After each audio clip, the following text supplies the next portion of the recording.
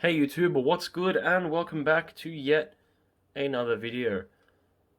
I am Ryan and this is Jonga, and long time no see, but I have a few videos planned for release, amazingly.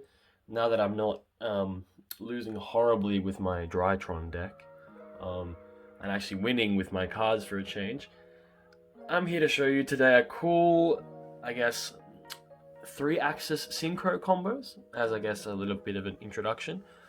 Or you could also call it boneless virtual world, because it does a lot of similar things to what virtual world does, you know, with VFD and such. Surprise, this is a VFD combo video, but it's pretty damn cool because you get to play a lot of interesting and unique cards and do things a bit differently.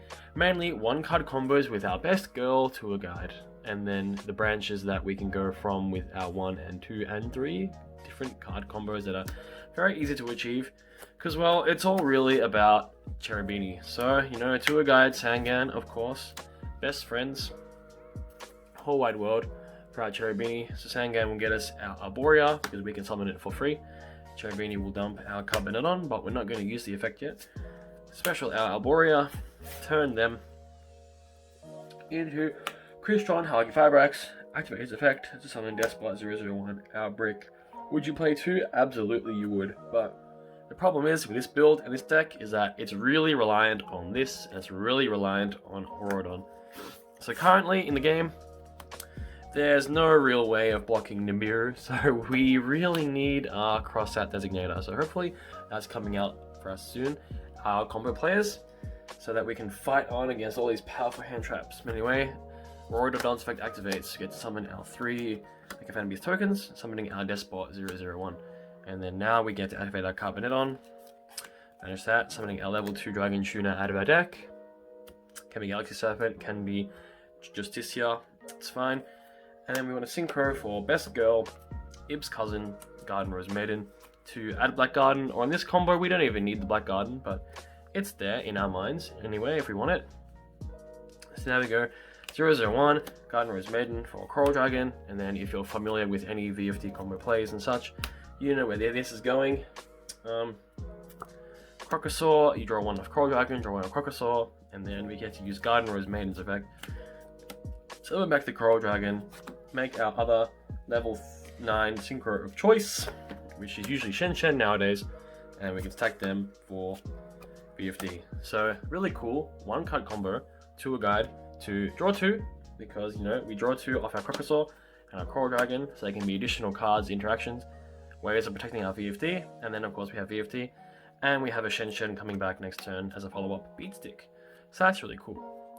But let's rewind a bit and see what happens when we have additional 1 or 2 cards to extend beyond and do to things that maybe are not VFD, or to assist in defending our VFD from annoying, powerful cards.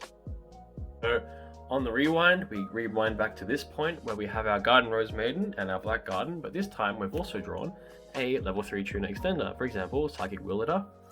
And so what we can do is that we can activate our Black Garden, and then we can start doing the similar things we did before. Again, a very nice part about this combo is that since we're making Coral Dragon and Crocosaur, we can actually draw into our extenders as we're doing our combos. So we've summoned 2 monsters, and then we've drawn 2 cards from our Crocosaur and our Coral Dragon. And then same thing again. So our opponent has 2 tokens for our Black Garden because we summoned twice. We can destroy all the plants on the field, so their attack would be equal 1600, and Garden Rose Maiden has 1600. Very convenient for our purposes. And then we can special summon our Psychic Wielder out of our hand because we still control level 3.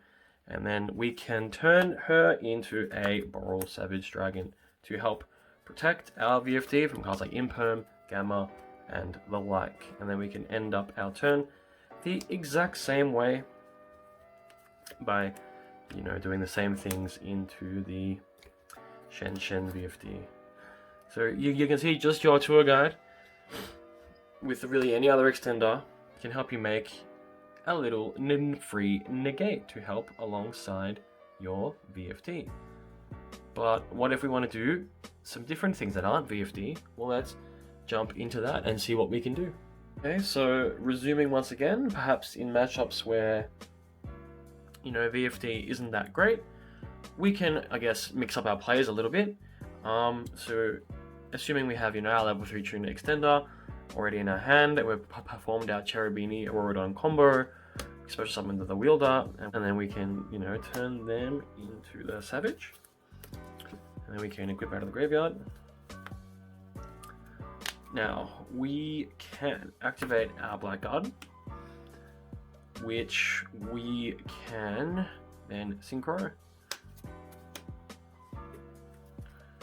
for a Herald of Arclight, and then that'll get them 1 token with a Black Garden that we can now destroy, and we can use that to summon back our Arborea. That has stats 800, and then we can go Arborea, and that for a Coral Dragon, and then pairing this with any other level 3 extender in the game, a Danger, or maybe even, Tracker, Kilosaurus.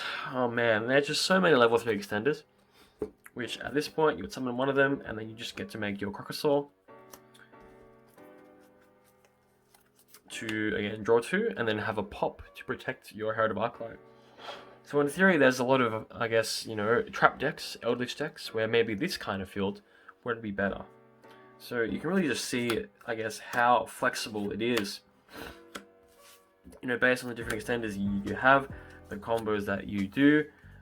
It's also it's very easy if you play the right bricks to honestly make the full field of, Herald, VFD, and Savage. But this is a more luxurious play. This usually requires you to play cards like, Miscellaneousaurus and Drakeolo, or, level 1 Tuna Extenders, or maybe even, double Despot 001. If you would start the combo with Despot 003 into Despot 001, need to find out another one.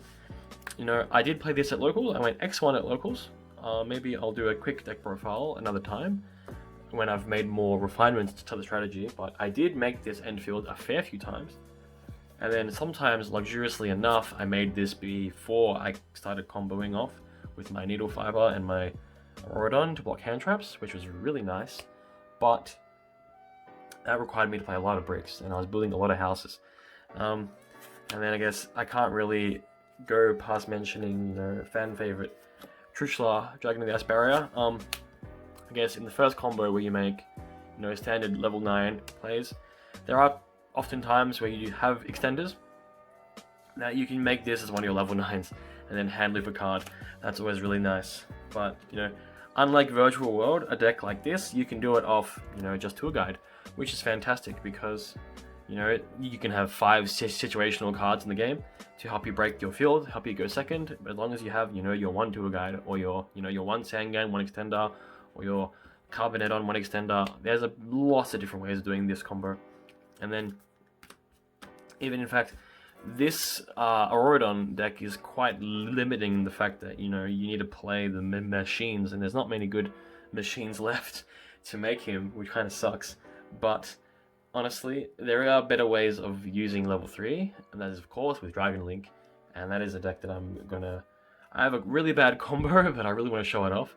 Plays so many bricks, but it's so cool, and it's kind of feasible in a 60-card recipe. But yeah, stay tuned for that, 3-Axis Dragon Link, which I think has a bit more going on than a deck like this, but this deck is a whole lot of fun. And yeah, thanks for watching, guys. Stay tuned for more content, and peace out. Thank you so much.